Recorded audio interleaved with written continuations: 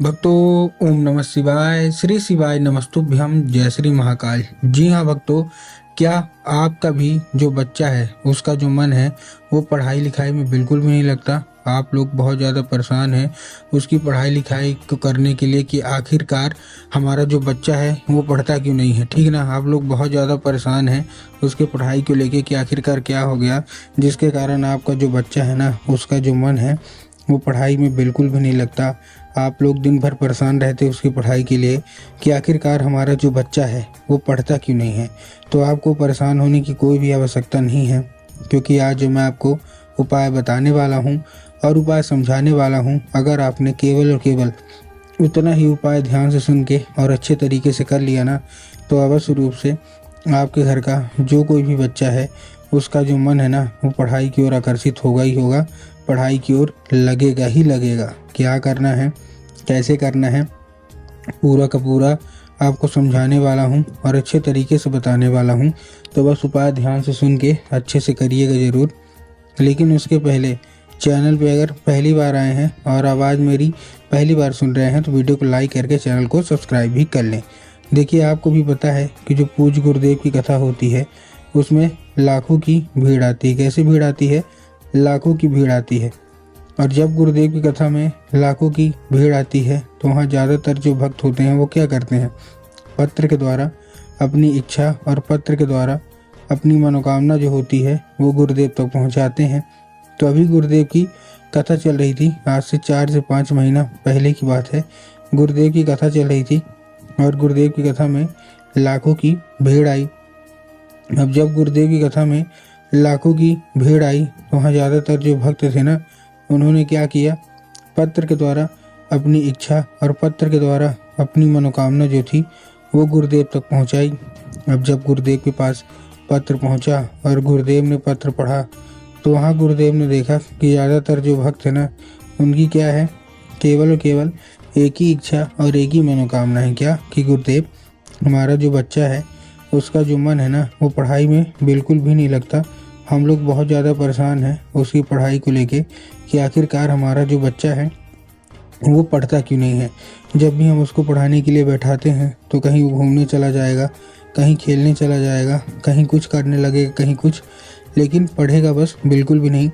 हमको समझ में भी नहीं आता कि आखिर ऐसा क्या हो गया है जिसके कारण हमारा जो बच्चा है उसका जो मन है वो पढ़ाई लिखाई में बिल्कुल भी नहीं लगता। हमने उसके पीछे क्या कुछ नहीं किया, बहुत अच्छी उसको स्कूल में डाल के रखा है, बहुत अच्छा उसको कोचिंग ट्यूशन दे रहे हैं, हर एक तरह की सुख सुविधा भी दे रहे हैं, लेकिन फिर भी हमारा जो बच्चा है ना उसका जो मन है वो पढ़ाई में बिल्कुल भी नहीं लगता। कृपया करके कोई उपाय बता दें गुरुदेव, हम लोग बहुत ज़्यादा परेशान हैं। अब जब गुरुदेव ने ये देखा तब गुरुदेव ने 2 से 3 उपाय बताए और कहा केवल और केवल ये उपाय कर लेना, तुम्हारा जो भी बच्चा है ना जिसका भी मन पढ़ाई लिखाई में बिल्कुल भी नहीं लगता तो वो अवश्य रूप से पढ़ाई की ओर आकर्षित होने लगेगा। अब जब गुरुदेव ने उपाय बताया तो लोगों ने जा जाके इस उपाय को घर में करना शुरू कर दिया। अब जैसे ही लोगों ने जा जाके इस उपाय को घर में करना शुरू कर दिया, वही लोग गुरुदेव की कथा में मात्र 1 से 1.5 महीने के बाद वापस आए। अब जब वही लोग गुरुदेव की कथा में वापस आए तो उन्होंने क्या किया, फिर से एक बार गुरुदेव को पत्र लिखा। लेकिन ये वाला जो पत्र था ना, ये गुरुदेव को धन्यवाद के रूप में पत्र था कि गुरुदेव धन्य हो आपका, आपके द्वारा बताया गया उपाय हमने कर लिया है, हमारी सारी इच्छा, सारी जो मनोकामना थी ना वो भी पूरी हो गई है।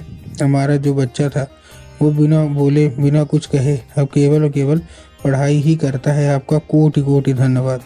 तो देखिए, जो लोग भी मेरी आवाज़ अभी सुन रहे हैं ना, अगर आपको भी जानना है कि आखिर ऐसा कौन सा उपाय है जिसको करने मात्र से जो बच्चे होते हैं वो केवल केवल पढ़ाई ही करते हैं, तो चलिए हम बता देते हैं आपको आज की इस वीडियो के माध्यम से कि आपको करना क्या है। तो बस उपाय ध्यान से सुन के अच्छे से करिएगा ज़रूर। लेकिन उसके पहले चैनल पे अगर पहली बार आए तो वीडियो को लाइक भी कर दें। देखिए, जो हमारा पहला उपाय है, इस उपाय में आपको करना क्या है, इस उपाय में आपको 3 काली तिल और 1 धतूरा लेना है। क्या लेना है? 3 काली तिल और 1 धतूरा। अब देखिए, काली तिल और काली मिर्च में ना बहुत सारे लोग कंफ्यूज भी होते हैं कि काली तिल क्या है, काली मिर्च क्या है, हमको थोड़ा साफ साफ समझाओ। तब गुरुदेव ने साफ साफ समझाया है कि आपको क्या लेना है, केवल केवल काली तिल ही लेना है। ठीक, काली तिल ले लिया, काली तिल के साथ साथ आपको क्या चाहिए, आपको चाहिए एक धतूरा। ठीक, धतूरा भी ले लिया। अब धतूरा लेने के बाद आपको करना क्या है, जैसे आपने लिया, ये लेने के बाद अपने जो कोई भी, ठीक है ना, जो आपका बच्चा है उसको दे के भेज देना है कहाँ, सीधा सीधा शिव मंदिर। अब जैसे आपका जो बच्चा है शिव मंदिर पहुँचेगा, उसको बोलिएगा कि दक्षिण दिशा में खड़ा हो जाए और उत्तर की ओर अपना चेहरा कर ले। अब देखिए दक्षिण और उत्तर में ना बहुत सारे लोग कंफ्यूज भी होते हैं कि दक्षिण क्या है उत्तर क्या है, हमको थोड़ा साफ साफ बताएं। तब गुरुदेव ने साफ साफ बताया है कि आप जिस भी शिव मंदिर जा रहे हैं ना, उस शिव मंदिर का जिधर साइड जलाधारी होगा, आपको अपना चेहरा उधर साइड करके खड़े हो जाना है। ठीक, खड़े हो गए। अब खड़े होने के बाद आपको क्या करना है, एक नाम लेके, कौन सा, महादेव का बहुत ही सुंदर सा नाम है, श्रम्भेश्वर महादेव। तो आपको करना क्या है, केवल और केवल श्रम्भेश्वर महादेव का नाम लेके अपने बच्चों को बोलिएगा कि अर्पित कर दे। बस पूज्य गुरुदेव कहते हैं कि अगर आपके बच्चे ने श्रम्भेश्वर महादेव का ये उपाय कर लिया ना, अवश्य रूप से उसका जो मन है ना वो पढ़ाई की ओर आकर्षित होगा ही होगा। ठीक, ये था कौन सा हमारा, ये था हमारा पहला उपाय। अब हम चलते हैं अपने दूसरे उपाय की ओर। अब देखिए जो हमारा दूसरा उपाय है, इस उपाय में आपको करना क्या है, जो हमारा दूसरा उपाय है, इस उपाय में सिंपल सा आपको जो लेना है, वो जितनी भी माताएं हैं उनको लेना है। इस उपाय को करने के लिए आपके घर में सबसे पहले तो एक लाल फूल होना जरूरी है। दूसरी चीज़ आपको ध्यान रखना है कि लाल फूल के साथ साथ आपको आपके घर में माता सरस्वती की फ़ोटो या मूर्ति होना अति अनिवार्य है। अगर आपके घर में माता सरस्वती की फ़ोटो या मूर्ति है तब तो अच्छी बात है, लेकिन अगर आपके घर में माता सरस्वती की फ़ोटो या मूर्ति नहीं है तो आपको बाज़ार जाना है, माता सरस्वती की फ़ोटो लाना है और अपने घर में उनको स्थान देना है। ठीक, दे दिया। अब स्थान देने के बाद आपको करना क्या है, जैसे आपने स्थान दिया, स्थान देने के बाद शाम के वक्त जब भी आपको घर में पूजा पाठ होती है ना, तो लाल फूल माता सरस्वती को अर्पित करना है। ध्यान रखिएगा कि जो फूल है वो कहीं से भी कटा फटा या खंडित बिल्कुल भी नहीं होना चाहिए। बहुत सारे लोग फूल लेने में ही गलती करते हैं कि फूल ले तो लेते हैं लेकिन वो कटा फटा फूल ले लेते हैं, तो उससे आपको बचना है। ठीक, तो ले लिया आपने। अब लेने के बाद आपको करना क्या है, जैसे आपने लिया, लेने के बाद शाम को वक्त आपको अर्पित करना है और अर्पित करने के बाद उसको औषधि के रूप में मांगना है कि बाबा कृपया करके इसको हमको, मतलब जो माता है, कृपया करके हमको इसको औषधि के रूप में प्रदान करिए। अब क्या होगा, अब ये औषधि का रूप ले लेगा।